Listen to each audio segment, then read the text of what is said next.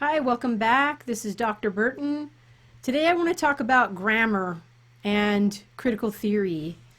Last time we talked about Nietzsche and we wrapped up the quotes that I was giving from Nietzsche, and this was my favorite quote from Nietzsche. Reason in language.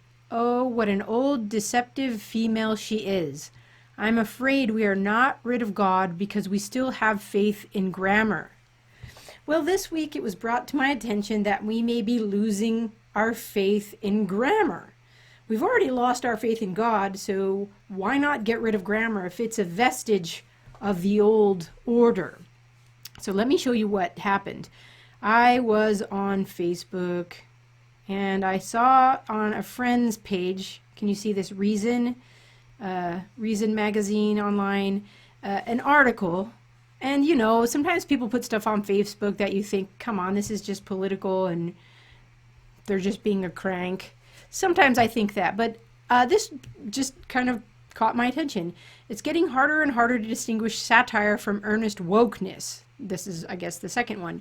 Rutgers English Department says grammar is racist. I thought, what? Come on. That can't be a real story. So I read through this article, and I'm going to tell you two sides of the story. Via the College Fix. You can click on this and go see that story. Some of it seems to be ginning up stuff. The Rutgers English Department purports to challenge the familiar dogma that writing instruction should limit emphasis on grammar/sentence level issues so as to not put students from multilingual, non-standard academic English backgrounds at a disadvantage. So far, so good. Helping students who struggle with standard English is exactly what an English department that wants to help disadvantaged students should do. Instead, though, Rutgers goes even woker. Rather than merely de-emphasizing standard grammar, the English department declares that standard grammar is biased and endorses critical grammar, which encourages students to develop a critical awareness of the variety of choices available to them with regard to micro-level issues in order to empower them and equip them to push against biases based on written accents. In short, the Rutgers English Department wants to make sure that students who come to Rutgers with a poor grasp of standard written English not only remain in that state, but come to believe that learning standard English is a concession to racism.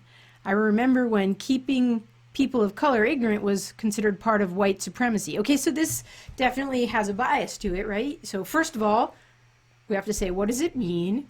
What are the assumptions? And is it true?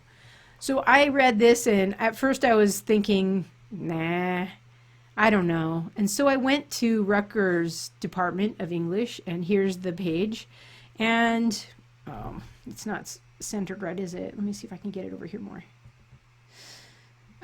You can see department's actions in solidarity with Black Lives Matter. That caught my attention too. So the department is definitely getting connected to Black Lives Matter. And here's what I found.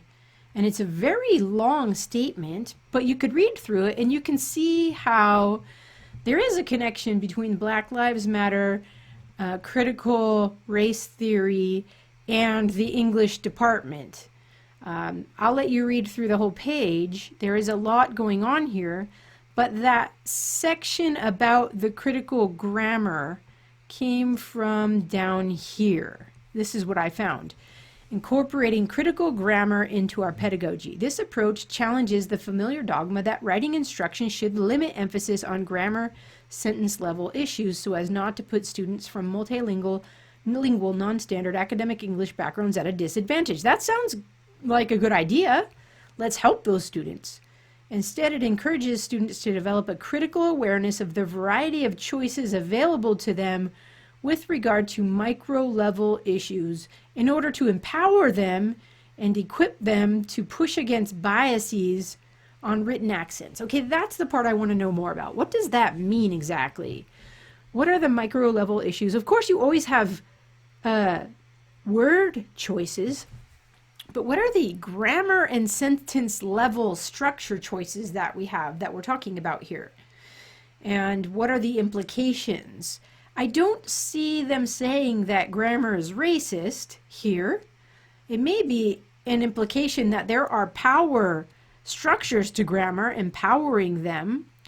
So there is a connection here between grammar and power and pushing back against biases. I'm wondering, though, if there is a kind of pushing back against the order of English grammar and sentence structure. So this is something we should keep our eye on. It is definitely something that caught my attention after reading that Nietzsche quote. Do we get rid of the order of language? Now, some of the other interesting things about this site that you might want to check out are things like we will be requiring a workshop for fall 2020 instructors on how to run an anti-racist classroom. So yeah, I have concerns about that. Perhaps we should talk about anti-racism at some point and what that is, and what are the assumptions of anti-racism. Maybe they're giving people the option of doing that. Are they going to require it? So people are required to go to the workshop, but are they required to run an anti-racist classroom? And what's implied there? Are we allowed to ask questions about the assumptions of anti-racism before we bring it into our classroom? All right, so I'll let you read through this website, the Rutgers English Department. Also check around on the internet for, I don't know if it's rumors or if it's a reality, but I would like to know if you see anything saying that grammar ought to be done away with because it's oppressive. That would make me really interested. So keep your eye out for that. I don't see this saying that grammar is racist. It may be implied, but I don't see it. And again, I would push back on that and say grammar is not white or color in any way. Grammar is an aspect of our language, and our language is an aspect of culture. So we could question our culture.